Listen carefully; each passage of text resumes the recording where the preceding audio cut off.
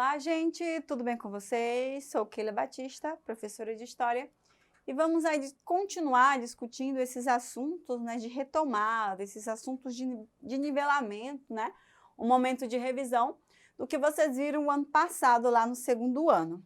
E hoje, claro, nós vamos discutir a Revolução Francesa, né? Nós já estamos aí no processo de discussão, já discutimos aí o Iluminismo, a Revolução Americana, né, o processo de independência dos Estados Unidos, né, das 13 colônias. Discutimos aí essa influência no Brasil e agora, claro que vamos falar sobre essa revolução, né, esse momento que vai marcar, né, a história. Os historiadores vão datar, então, um momento de transição, né, da história moderna para a história contemporânea, a partir, então, desse episódio, né, que a partir daí a gente vai ter influências em vários outros espaços, né, em vários outros momentos, em outros processos revolucionários dos ideais que nascem, então, na Revolução Francesa, ok?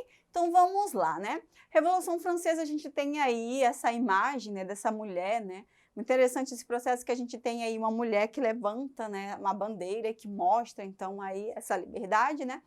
Só que, quando se fala nessa revolução inicial, a gente tem, né, um sufrágio, né, que se dá principalmente aí para os homens, né?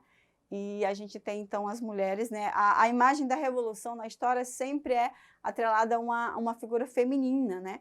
Mas no processo as mulheres não participam tanto assim, né?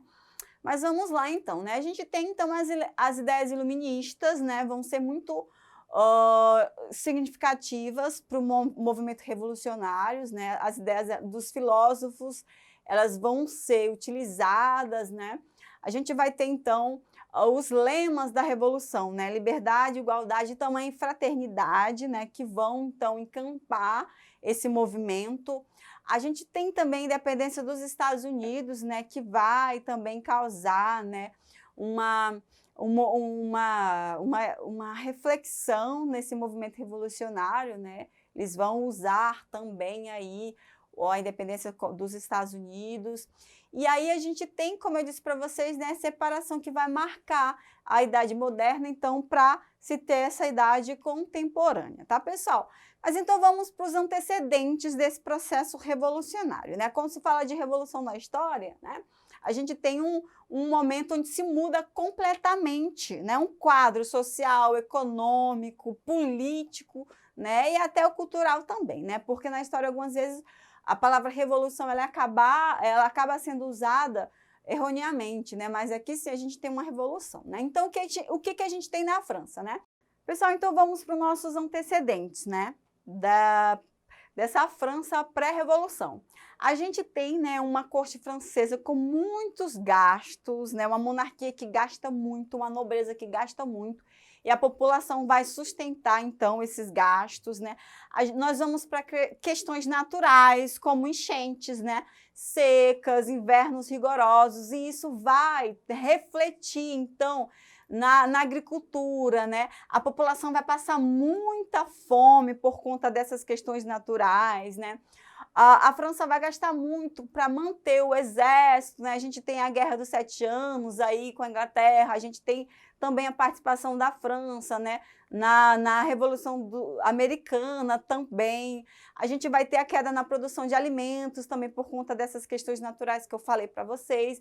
85% da população vai enfrentar, então, essa miséria, a fome, a inflação, né? E a gente tem uma França feudal, né?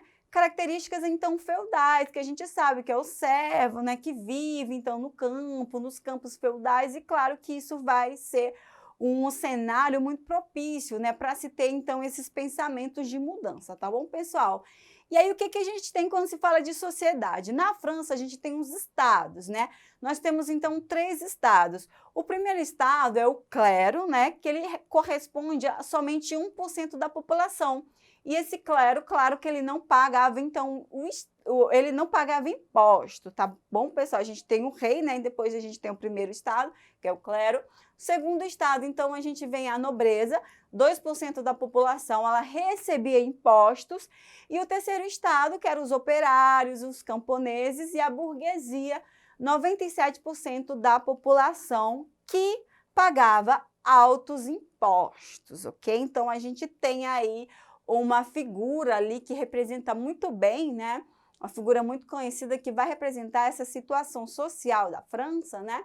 Onde a gente tem, então, a população que está carregando, então, essa nobreza, né? O clero e também, né, claro, o rei. Então, a gente tem uma população, assim, que está mesmo lá na base, tá bom? E aí, então, como eu falei para vocês, né, com base nessa divisão, apenas o rei, o primeiro e o segundo estado é que tinham peso, então, nas decisões que ocorriam, então, nas assembleias, né? O voto era apenas por estado e não por indivíduo. Apesar do terceiro estado ser o maior, onde tinha mais indivíduos, tinha apenas um voto, né? Enquanto os outros aí, cada um tinha um voto. E claro que, como eles tinham privilégios juntos, né? Seriam a maior parte dos votos, tá, pessoal? E aí a gente tem os motivos, né? Esse absolutismo monárquico, né? Esse absolutismo, né? Que a gente vai ter esse antigo regime também que cai a partir da Revolução Francesa, essas desigualdades sociais, as práticas feudais ultrapassadas, né? O feudalismo já se torna ultrapassado, as grandes secas aí resultando na grande fomes, né? E esses enormes gastos para manter o luxo da corte, né? Isso vai deixar a população muito revoltada, porque enquanto a população está na miséria, a corte, então, está muito luxuosa. E tinha os nobres que viviam ao redor da corte, né? E tinha os nobres que viviam não tão perto, mas também que eram sustentados, né? Isso vai também causar muita contestação, tá, pessoal? E então a gente tem uma Assembleia Geral, né? Dos Estados Gerais, que vai ser realizada para resolver essa questão da fome, da questão econômica, né? Que vai envolver esses 3 estados, né? E vai ser feita para resolver, de fato, essa questão luxo contra essa miséria. E a gente tem algumas propostas, né? A primeira seria o primeiro e o segundo estado começar a pagar impostos e a segunda aumentar os impostos, então, sobre o povo, né? Claro que o povo, então, o terceiro estado não vai gostar dessa proposta e a gente vai ter, então, uma contestação, né? Então, em maio de 1789, a burguesia ela vai começar a se articular e criar um movimento popular, reivindicando, então os votos desse indivíduo, né? E aí o rei vai dizer que os votos vão continuar como estão, e aí o terceiro estado ele vai se retirar, né, e vai elaborar uma constituição, tá, pessoal? E aí, dentro desse processo, a gente vai ter a tomada da Bastilha, um símbolo, né, desse absolutismo do rei, porque era uma prisão onde iam, assim, os opositores políticos do rei, né, alguns nobres. Então, a tomada da Bastilha, em 14 de julho de 1789, ela vai representar a queda, né, simbólica, tá bom, pessoal? Então, a gente vai ter a população que vai tomar essa prisão, né, vai cair, a Bastilha vai cair, vai libertar os presos, né, então isso vai ser muito significativo. Aí a gente vai ter, né, a Assembleia Nacional Constituinte, daí a gente vai ter a Declaração dos Direitos do Homem e do Cidadão, tá bom? Onde a gente vai ter estabelecida essa igualdade de todos aí perante a lei, tá bom? Essas igualdades individuais. A gente vai ter o período, então, da monarquia, né, onde essa monarquia nacional, onde vai ser aprovado, então, esses 3 poderes, né, eleições de acordo com a renda, o fim do absolutismo. O rei Luís XVI ele vai buscar exílio, então, ajuda na Áustria, na Prússia, né, que depois vão invadir a França, mas não vão sair vitoriosos. E a gente tem, pessoal, então, aí também a imagem dos sans-culottes, né, que se referem a pessoas que usavam calça de algodão, sem culottes, porque os franceses, a nobreza, eles usavam uma calça bem apertadinha, né? E os sans-culottes, eles usavam uma calça de algodão mais folgada. Então, eles vão ser conhecidos assim, né? Eles vão prender o rei, né? Que vai ser acusado, então, de traição, né? De ir contra, então, essas ideias da nação, tá bom? E aí, então, a gente tem a Convenção Nacional, né? A história da Revolução Francesa tem várias etapas. Nesse período, nós vamos ter 3 grupos políticos. Os giroldinos, né, alta burguesia, que eles vão sentar à direita, a planície ou pântano, que vão sentar no centro, e os jacobinos, que vão sentar à esquerda, né? Por isso que a gente vem sempre, quando fala de partidos políticos, né, a gente fala sempre de direita, centro e esquerda, por conta dessas questões na Revolução Francesa, tá, pessoal? Aí a gente vai ter o período do terror, né? Que já vem agora na fase dos jacobinos. A partir desse momento, da queda da Bastilha, da Declaração do Direito do Homem, né? A gente vem com os jacobinos, né? O maior número. Eles se implantam, então, e aí a gente vem nessa fase do terror, porque eles começam, então, a perseguir pessoas que estão, são contrárias aos pensamentos, né, dos jacobinos. A gente tem a liderança de Robespierre, né, que ele vai adotar, então, essa política do terror. Inclusive, o próprio rei Luís XVI, né, ele vai ser condenado, então, à guilhotina, como a gente vai ver agora, né, ele é condenado, vai ter essa votação, mas ele é condenado, e também a sua esposa, Maria Antonieta, eles são julgados e condenados por traição, tá bom? E claro, a gente vai ter um rei, né, morto, guilhotinado. Isso vai representar, de fato, a queda desse poder absolutista, tá bom, pessoal?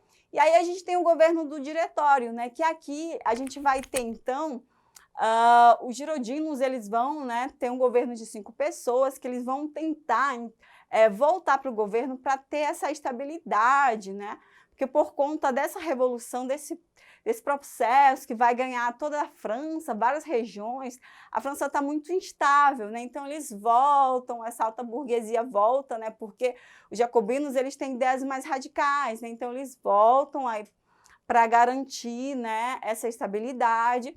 Só que a instabilidade continua e a França se torna vulnerável até para invasões de outros países, né? E aí eles buscam, então, alianças com os militares nesse período, tá bom, pessoal?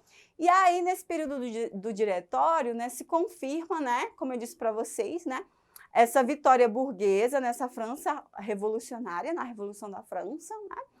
E se tem também, que por conta do tempo a gente não pode discutir, mas liberdade, igualdade e fraternidade, será? E aí então aparece a figura de um comandante muito importante para o exército, que é o Napoleão Bonaparte, que ele vai dar um golpe, né, conhecido como golpe do 18 Brumário, que ele vai agora centralizar o poder na França, tá bom, pessoal? Então a gente tem uma história da Revolução aí de vários momentos que vai culminar, então, no governo, na centralização do Napoleão Bonaparte, ok? Então vamos para o nosso exercitando, uma questão do Enem de 2011. Atualmente, a noção de que o bandido não está protegido pela lei tende a ser aceita pelo senso comum. Urge mobilizar todas as forças da sociedade para reverter essa noção letal para o Estado democrático de direito, pois, como dizia o grande Rui Barbosa, a lei que não protege meu inimigo não me serve. Aí a gente tem as referências do livro, né? Vamos lá. No texto, o autor estabelece uma relação entre democracia e direito que remete a um dos mais valiosos princípios da Revolução Francesa. A lei deve ser igual para todos. A inobservância desse princípio é uma ameaça à democracia, porque resulta em uma situação em que algumas pessoas possuem mais direitos do que outras, diminui o poder de contestação dos movimentos sociais organizados, favorece a impunidade e a corrupção por meio dos privilégios de nascimento, consagra a ideia de que as diferenças devem se basear na capacidade de cada um e restringe o direito de voto a apenas uma parcela da sociedade civil. Aí, pessoal, a gente tem, né, a letra A resulta em uma situação em que algumas pessoas possuem mais direitos do que outras, né? A Revolução Francesa, ela nasce com essa ideia de igualdade para todos, né? A filosofia, a sociologia vai usar muito essas questões, né, que nasce, que é discutido, e que bom que essas ideias, elas começam, né, a ser perpetuadas aí por outros espaços, né, e para a humanidade, né? Não é isso? É muito importante que a gente trate assim essa igualdade para todos. Então, pessoal, não esqueçam de acessar a nossa plataforma e até a nossa próxima aula. Tchau!